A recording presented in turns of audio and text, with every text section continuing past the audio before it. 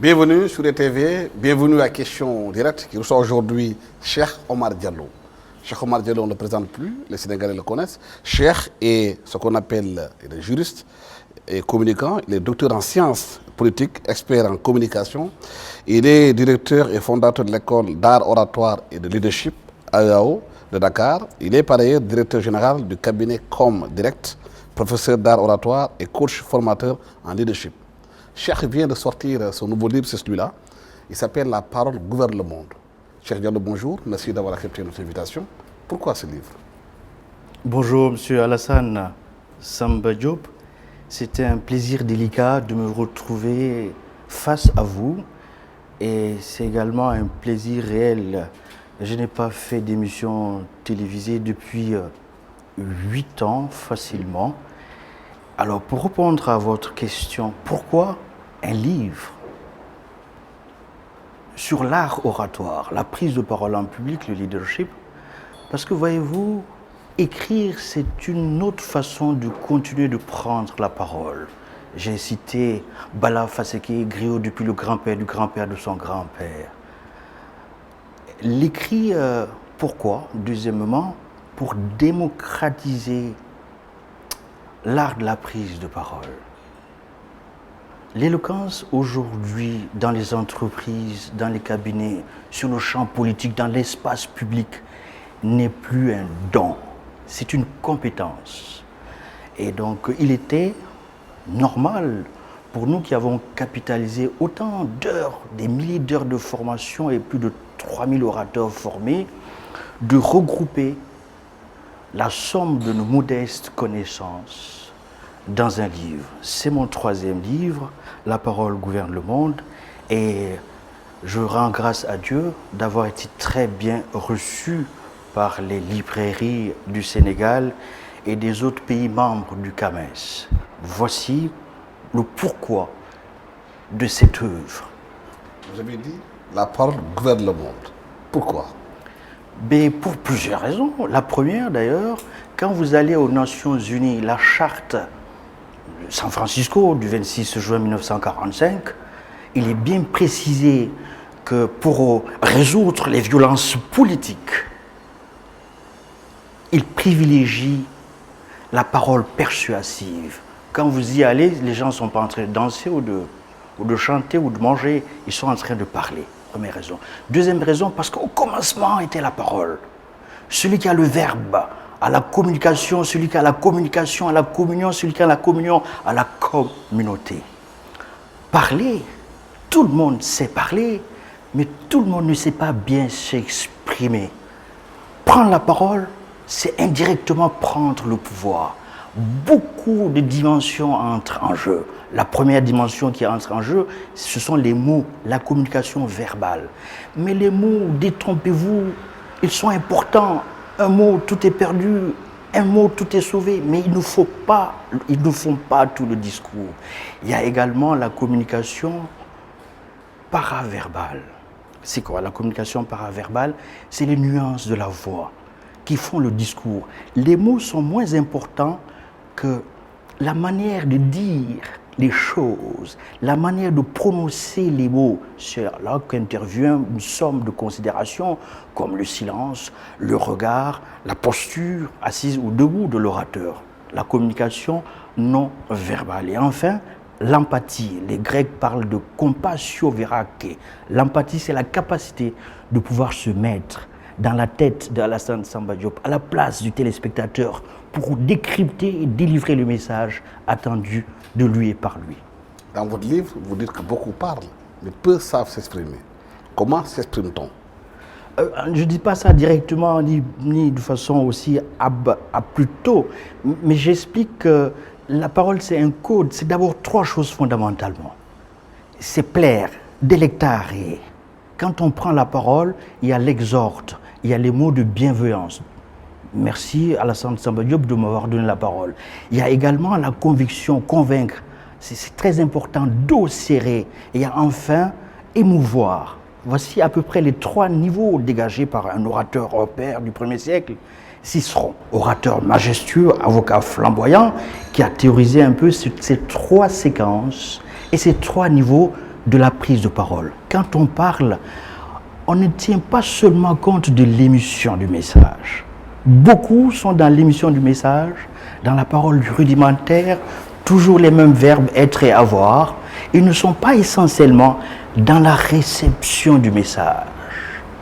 Or, la parole est pour moitié à celui qui parle et pour moitié à celui qui écoute. J'ai cité au passage Montaigne, fabuleux orateur du XVIe siècle, moraliste, qui a compris que le cœur de la prise de parole, c'est d'abord celui qui reçoit le message. Il y a l'émetteur, il y a le récepteur, mais il y a surtout le neurotransmetteur. Et faire en sorte que le transmetteur devienne un neurotransmetteur, c'est là la fusion et l'osmose entre celui qui parle et celui qui reçoit. Nous expliquons toutes ces techniques-là, de la rhétorique à la pratique. Parce que la rhétorique, c'est la science du bien-dire. C'est l'art de dire éloquemment les choses. L'orateur est un homme bien qui parle bien. En vérité, ça s'appelle tout simplement la science de la conviction. Bien. Ça, c'est le premier aspect. C'est convaincre, c'est un homme bien qui parle bien. Le deuxième aspect, fondamentalement, dans la prise de parole, c'est arriver à fléchir, à chercher la part de la victoire pour emporter l'adhésion. Là, c'est important dans cette prise de parole. Dans ce sens-là, il faut se mettre indirectement ou directement à la place de celui qui écoute. Vous savez, parler, c'est un besoin. Mais écouter, c'est un art. Placer le public ou son interlocuteur dans les dispositions de se faire comprendre, de se faire écouter, c'est très important. D'abord parce que parler, c'est être vu. Dès qu'on est assis, le corps parle à votre place. C'est ensuite être entendu. Et c'est après être compris au sens large. Le kairos, l'instant, pour parler comme les Grecs, c'est à partir du moment où vous dites « Monsieur Diallo, Docteur Diallo, bienvenue, merci d'avoir accepté ». La parole vient de commencer parce que rien que ma façon de vous regarder, de vous écouter, prouve si je suis à l'aise ou pas, si je respire bien ou pas. Parce que derrière chaque bon orateur se cache d'abord un bon respirateur. Dans votre livre, oui, vous dites que de plus en plus, le monde d'aujourd'hui, les managers, les leaders, parlent de plus en plus, écrivent de moins en moins. Comment aujourd'hui arriver à former ces managers à bien parler, à être surtout bien entendus?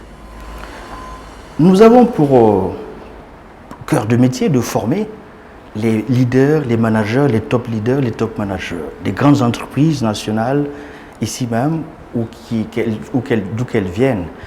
En général, il n'y existe aucun métier dans lequel la prise de parole n'est pas fondamentale. Vous trouverez ce métier, on s'organisera pour vous faire un défi d'1 million sur la table. Ça n'existe pas. Donc, puisque ça n'existe pas, plus vous montez dans la hiérarchie, moins vous écrivez et plus vous parlez. Quand ils viennent, c'est pour convaincre en 5 minutes. Ça s'appelle l'art du pitch. On vous demande, en vérité, vous n'avez que quelques secondes ou quelques minutes pour emporter l'adhésion. Nous sommes dans un monde de vitesse et d'exigence. Il ne s'agit plus de chercher les lettres capitales, mais l'argument juste et quelquefois même l'argument fort pour emporter l'adhésion.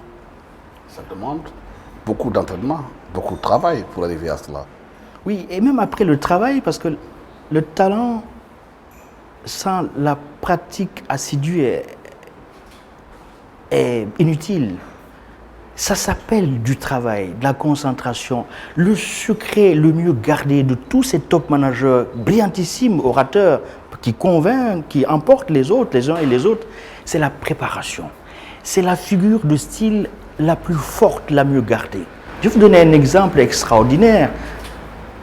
Thomas Jefferson, 16e président des États-Unis, autodidacte, bûcheron de métier, de père en fils, etc., avocat autodidacte. Il a sorti une phrase intemporelle. Si j'ai 5 heures pour couper un arbre, j'en prendrai 4 pour aiguiser ma lame. Le secret le mieux gardé, c'est la préparation. Même improviser ne s'improvise pas. Donc, lorsque vous préparez, et j'explique dans ce livre comment Thomas Sankara, Maître Abdoulaye Wade, le président Macky Sall, Macron, Obama et tous ces gens-là, comment est-ce qu'ils préparent sérieusement tout au moins les passages les plus importants de leur discours. Parce que comme je disais à l'entrée, un mot, tout est perdu, interprétons, un mot, tout est sauvé. Je sais que on va en venir plus en profondeur. Donc la préparation, c'est la première chose. Et deuxièmement, la clarté du discours. L'éloquence aujourd'hui, c'est la clarté. Vous êtes dans un monde de vitesse et d'exigence. On n'a plus le temps de faire des discours de 2 heures de temps, des discours à la Fidel Castro, des discours de Kadhafi, de Ahmed Sékou Touré. Aujourd'hui, le temps de parole est réduit. C'est venu du fait que William H. Harrison, 9e président des États-Unis, à la cérémonie d'investiture, dans un froid glacial, a fait un discours exagérément long et ennuyeux. Résultat, il sort avec une pneumonie. Il a eu le mandat le plus dramatique et le plus bref des États-Unis. Il a passé 32 jours au pouvoir, 12 heures au pouvoir, 32 minutes au pouvoir. Pardonnez-moi le terme, on les appelle les morts à la con de l'histoire. Donc, depuis ce jour, depuis ce temps-là, la parole est de plus en plus courte. Vous allez dans les lieux de discussion, Assemblée nationale, Conseil de ministres, etc., le temps de parole est limité. Donc, si vous avez 5 minutes, par où commencer? Que faire? L'élément de base pour convaincre, c'est d'envoyer l'idée principale en premier lieu. C'est ça la technique nestorienne, la technique de Samori Touré. Samori Touré, 1830-1900, dans la bataille de Sikasso, la bataille de Sikasso, qu'est-ce qu'il fait pour remporter et déstabiliser les troupes coloniales qui envahissaient, qui avançaient? Il met les troupes les plus aguerries en première position, les troupes plus ou moins moyennes au milieu, les troupes décisives à la fin. Ce qui fait que quand vous argumentez, que vous envoyez la première argumentation, le premier argument, Alassane, tu dis, ah, cher, c'est pas la peine de continuer, tu m'as déjà convaincu. Chaque fois que vous entendrez cela, c'est que dans la hiérarchie des arguments, l'orateur a placé l'idée forte en première position. Peut-être s'il y a une idée moyenne, elles sont inégales, on peut le mettre au milieu. Ensuite, une autre idée qui déstabilise. Mais si vous commencez une réunion, vous connaissant, vous êtes directeur, par l'argument le plus faible, que va-t-il se passer? Ben, vous n'allez pas emporter le processus de fabrication du consentement. Les gens vont dire, s'il vous plaît, ils vont fermer leur maison mentale. Donc, c'est très important, ici, dans l'art de convaincre, de commencer par l'idée forte, l'argument qui tue, entre guillemets, la phrase ou le mot juste. Et après quoi, vous pouvez dérouler. C'est tout le contraire de l'écrit. Vous savez, à l'école, on nous apprend ce qu'il faut dire à Alassane Samba Diop, mais jamais comment le dire. Le drame du système francophone, c'est que nous avons survalorisé l'écrit aux dépens de la parole. Or, la parole gouverne le monde, elle amène le monde, et elle mène le monde. Vous insistez dans le livre sur l'authenticité dans la prise de parole. Rester authentique, comme Cheikh Anta Diop l'a été. Absolument, je développe cela parce qu'il y a une authenticité dans la prise de parole. Rester soi-même. Nous sommes 7,5 milliards sur Terre et chaque être est identique. Dans la prise de parole, la valeur la plus fondamentale, c'est de rester soi-même. C'est faire ce qu'on a à faire. Mais en tenant compte du fait que vous n'êtes pas dans une discussion avec vous-même, il y a la prise de parole en public. Entre en jeu plusieurs éléments, dont le regard. Dans la prise de parole en public, le regard, c'est le pouvoir. Détrompez-vous, c'est par le regard qu'on se fait écouter. Vous faites un discours et vous regardez que ceux qui sont à votre gauche, parce que vous êtes socialiste, entre guillemets, et vous ignorez ceux qui sont à votre droite, mais vous ne les regardez pas, qu'ils ne vous regarderont pas. Ils vont baisser le taux d'attention sur chaque discours de 60 minutes. Il y a chaque 10-15 minutes quelqu'un qui s'absente, qui s'absente physiquement présent, mais qui pense à un texto envoyé à un mail. Comment faut-il le récupérer? Par deux choses. Le regard est le fil conducteur. Le regard, c'est le pouvoir. Le regard n'a pas le même sens en Afrique qu'en Europe. Quand on regarde quelqu'un en face en Afrique, c'est considéré comme étant un manque de respect. Et en Europe, c'est totalement différent. Vous posez là une bonne question. Je vous remercie au passage. Vous et moi, et tous ceux qui nous suivent en général, on nous a appris depuis le bas âge, alors que j'étais enfant, on ne doit pas regarder l'autorité supérieure en face, parentale, universitaire, religieuse. Mais jamais au grand jamais, on nous a dit, Alassane, lorsqu'il te viendra l'idée de prendre la parole devant tes pères, devant tes amis, tu ne dois pas les regarder dans les yeux. Tu ne les regardes pas dans les yeux, c'est que ton discours ne passe pas. Alors il y a une différence entre lire son discours et prononcer son discours. Lire son discours, c'est passer plus de 50% de son temps, être prisonnier de son support. Prononcer son discours, c'est le corps qui fait vivre le langage. C'est porter le discours. Et ça passe par le regard et le silence. Donner le sentiment fondé que vous regardez tous ceux qui sont autour de nous dans la salle. Ils vous regarderont, ils vous écouteront. C'est ça le fil conducteur, c'est des projecteurs. Le regard, c'est un flux d'informations. Et ce regard a deux fonctions, ou même trois. Il vous permet d'abord de recueillir le maximum d'informations au moment où vous continuez votre discours.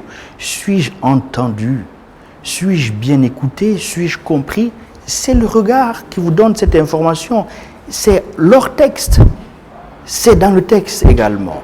La deuxième fonction du regard, il vous permet de captiver votre auditoire, un regard conquérant. Si votre regard est fuyant, hésitant, vous regardez le plafond quand vous parlez, c'est un marqueur qui prouve que vous n'avez pas une forte confiance en soi. Tout le château de la prise de parole, c'est la confiance en soi en mouvement. Il y a ensuite le silence. Il n'existe pas de grands discours, de petits discours sans le silence. Imposer son silence dans le discours, c'est s'imposer tout simplement. Il faut vous détromper. Ceux qui viennent chez nous n'ont pas compris au départ. Ils parlent comme des roquettes. Or, la ponctuation orale existe. La virgule, c'est 1 seconde ou 2 de silence. Le point, c'est 2 ou 3 secondes de silence. L'espace sonore que vous voyez ne doit pas et ne peut pas être rempli en permanence. C'est pour cela, justement, qu'un homme politique comme Idrissa Seck a compris une phrase silence-respiration. Il y a une différence fondamentale entre le silence d'hésitation et le silence d'autorité. Le silence facilite l'audibilité du discours. Tous les silences ne font pas le même bruit, mais tous les silences méritent d'être écoutés. Dans le cœur de la prise de parole, l'interaction silencieuse, c'est le premier secret. Oui, le silence est le plus fort de tous les bruits, si ce n'est le bruit le plus fort. Et donc, on ne peut pas, à côté de la parole, faire abstraction. Il y a une sorte de gémellité, c'est une paire de ciseaux. C'est vrai qu'en télé, en radio, en communication, c'est autre chose, parce qu'une seconde, c'est beaucoup. Mais dans la prise de parole, c'est ramener l'intelligibilité du discours au niveau général. Tout le monde n'a pas la capacité d'absorption de ce même discours. C'est pour cela que le silence qui s'appelle l'aposiopèse. L'aposiopèse, c'est le plus signifiant de tous les silences. Vous regardez tous les grands hommes, quand ils prennent la parole, ils sont soucieux de la qualité du silence. Cette qualité du silence détermine le discours. Ça apporte la netteté du discours en même temps que l'articulation. Tantôt, vous disiez qu'en lisant son texte, il faut des fois savoir sortir du texte, regarder et parler. Mais il arrive que des gens, quand ils sortent leur texte, ils disent des choses qui peuvent demain devenir très dangereux ou bien fâcheux pour eux. Vous avez vécu l'expérience avec Abdoulaye Wade, le fameux Wakhet. Oui, ça c'est différent. Je vais vous expliquer un peu comment Maître Abdoulaye Wade, le président Wade et par exemple Macky Sall font leur discours Pour Wade, par exemple, dire c'est faire, pour Macky Sall, faire c'est oui. Et donc, pour Abdoulaye Wade, si le discours est important, comme ce fut celui du 14 juillet 2011, à un grand moment, vous avez vu les événements des 21-23 juin, et donc il était entré dans un silence éloquent. On parle de l'éloquence du silence. Il fallait maintenant s'adresser et prendre la parole en public. Le format qui a été trouvé, c'était se réunir tous les élus locaux pour porter une parole. Ce jour-là, nous étions au Palais de la République. Vers 11h, j'ai été invité à participer à la mise en forme du discours, au même titre que plusieurs autres personnes. Je les développe ici, dans le titre, vous allez retrouver. Et nous avions fait 12 pages. Déjà, c'était trop. Mais on ne peut pas prévoir l'imprévu. Tant que le discours était bien nettoyé en français, ça passait. Mais M. Wade, devant son public, acquis à sa cause.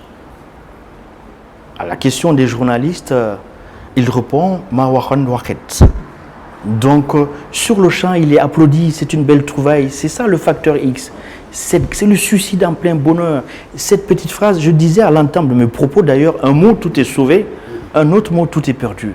Et c'est ce mot qui va nous suivre comme un boulet, ce mot qui a préfacé un peu la défaite future. Donc, en vérité, la parole gouverne le monde. Les mots sont des puissants vecteurs. Les mots peuvent tuer, les mots peuvent guérir. L'Afrique est oralité, c'est la source de la parole, c'est le cœur de la parole. Et donc dans cette oralité, la parole est sacrée, elle lie l'homme comme les cornes lient nos bœufs, nous les peuls. Et c'est stratégique d'inscrire sa parole dans une forme de stabilité, de sanctuarisation. Et c'est pour cela qu'il n'y a rien de plus difficile que de prendre la parole. Il n'y a rien de plus facile que de prendre la parole. Oui, il y a beaucoup de dirigeants qui parlent, qui s'adressent à la population, mais ils ne sont pas entendus. Pourquoi? L'empathie. Je ne voudrais pas désanonymer certains hommes politiques. C'est ça l'empathie. L'empathie, c'est la qualité qui permet à l'autre d'être dans une disposition d'esprit pour sortir et décrypter le message que le public attend de lui. Parce que je le disais tantôt, le public est coproducteur de votre discours. Puisqu'il participe à la rédaction de votre discours, par le regard, par l'écoute, par les applaudissements. C'est un acteur central du jeu. Est-ce que cette empathie des populations est due à la personnalité de l'homme politique qui parle, à son physique, à sa personnalité, à sa façon de dire les choses? Et tout ça, y compris l'humour, à sa façon de déstabiliser, d'être lui-même dans son authenticité. Et l'empathie, c'est ce qui fait que lorsque vous parlez, vous vous tenez compte de ce que l'autre veut entendre et vous tenez compte de ce que vous voulez faire passer comme message. Et c'est la rencontre de ces deux éléments fondamentaux qui crée une sorte de loi du cercle entre vous. Et celui-là, il porte le message que moi j'attends de lui. Il est digne d'être écouté. C'est également l'authenticité, la posture. Il y a des postures, avant même de prendre la parole, la posture d'excellence, la façon de se mettre devant le public, fait que vous dégagez beaucoup d'assurance. Vous savez, la compétence ne compensera jamais le manque de confiance. Avant de prendre la parole, dès qu'on vous voit venir, on vous juge. On vous a déjà donné des points. Le public a besoin de quelques fractions de secondes pour vous résumer. Dans votre démarche, il sait si vous êtes timide, sûr de vous, stressé ou pas. Il sait si vous êtes porteur d'un message, si vous êtes convaincu. Vous ne pouvez pas être convaincant si vous n'êtes pas convaincu. C'est ça qu'il attend. Non signé, opinioni facundia. Tant que vous n'êtes pas convaincant, vous ne serez pas convaincu. Et tant que vous n'êtes pas convaincu, vous ne pourrez pas convaincre. Donc, en vérité, le public, ce qu'il cherche, c'est votre force de persuasion et votre force de conviction. Ça passe par le silence, le regard, la verticalité, les nuances de la voix qui vont refléter les nuances de la pensée. Il y a eu beaucoup de personnes qui bégayaient, qui ne devaient pas parler. Mais à travers des techniques que vous avez pu leur apprendre, elles ont pu avoir confiance en elles. Oui. D'abord, première révélation, le président Léopold Sédar Senghor était un bègue. Je parle de notre défunt confrère Amadou Mbaye-Loum dans ce livre, mais par la technique du silence, une fois de plus, pour lui, sa ponctuation orale est sans tâche. Il a une fabuleuse diction parce que pour lui, silence et respiration. Ce n'est qu'en copiant qu'on devient original. Et dans cela, Idrissa Seck, c'est la même chose. Donc, François Hollande, bec deuxième, troisième degré, on a multiplié les Winston Churchill. Alors, ils ont appris à respirer. Ici, à l'école d'art oratoire, cette technique-là. Et ensuite, à respecter la ponctuation orale. Pour bien parler. En général, ces grands orateurs, ces grands becs de l'histoire, ou les becs qui viennent ici, on ne soigne pas le bégaiement, soyons clairs. On permet à des gens qui ont un léger trouble de bégaiement, il y a au moins 6 troubles d'élocution, le bégaiement, le grasseyement, le zézaillement, tout ce que vous voulez. On leur apprend à sortir le mot sans dérailler, entre guillemets, dans l'articulation. Donc c'était un moment de combinaison entre la respiration et le mot qui ne fait pas peur. Et ça, c'est avec la technique du crayonnage qu'on le fait? Exactement, la technique, vous l'avez bien lu, la technique du crayonnage et la technique également de l'exercice de la paille. C'est la respiration. C'est un livre qui est une somme de connaissances et d'exercices pratiques. Ça a une valeur didactique, pédagogique, donc il y a beaucoup d'exercices et ceux qui liront le livre vont découvrir tous ces secrets, ces trucs et astuces pour permettre d'aller au-devant. Parce qu'il y a 3 choses qui représentent les plus grandes peurs pour les humains. C'est la peur de mourir, c'est la peur d'une attaque terroriste, c'est aussi la peur de prendre la parole en public. Vous voyez le battement du cœur, les sueurs, les yeux embués, les nœuds dans l'estomac, parce qu'on vous a demandé de prendre la parole. Et tout ça, nous avons des formateurs, une douzaine, qui sont des maîtres de la prise de parole, des maîtres étalons de l'image, de la ponctuation, du discours, et qui sont là pour appuyer les leaders et les managers. Donc ce sont ces enseignements que nous avons essayé de coucher sur plus de 250 pages pour démocratiser la prise de parole en public. Il n'est pas donné à tout le monde de venir suivre des formations d'un mois, de 2 ou 3 ou de 12 mois, et de 12 jours. Et donc ce livre-là, qui est à hauteur du public, permet au moins d'avoir les éléments de base, les rudiments pour prendre la parole en public. Maintenant, le reste, il leur appartient de s'exercer. Même quand vous avez le talent, il faut continuer parce que le talent sans la pratique est inutile. Cheikh Diallo, merci de nous avoir reçus à ITV ici, qui est venu vous chercher, vous trouver chez vous pour discuter avec vous de votre dernier livre, La parole gouverne le monde. C'est un traité d'éloquence. Merci de nous avoir accueillis ici. Merci à toute l'équipe technique qui m'a accompagné pour la réalisation de cette émission. Merci. Au revoir.